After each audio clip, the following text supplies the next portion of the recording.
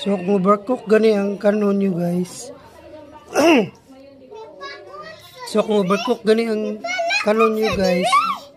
So ari ra mo focus sa yung thermostat. Kani. Kabantay mo ning sa tunga. Ngay gamay nga screw diya. So mogamit mo gamay nga flat screw. Parehani oh. Parehani.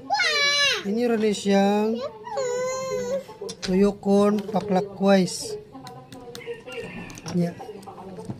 Pitik gin na siya. Mo na siya.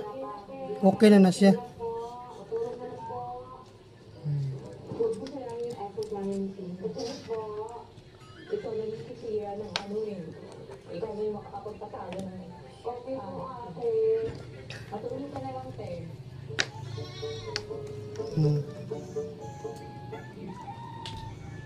Bantay mo na nasa ubos.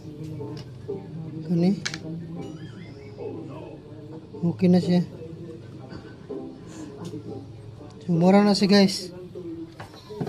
Unta, nakatabang ni ninyo ang simple nga tips sa pag-repair sa rice cooker nga mo overcook. Salamat. God bless.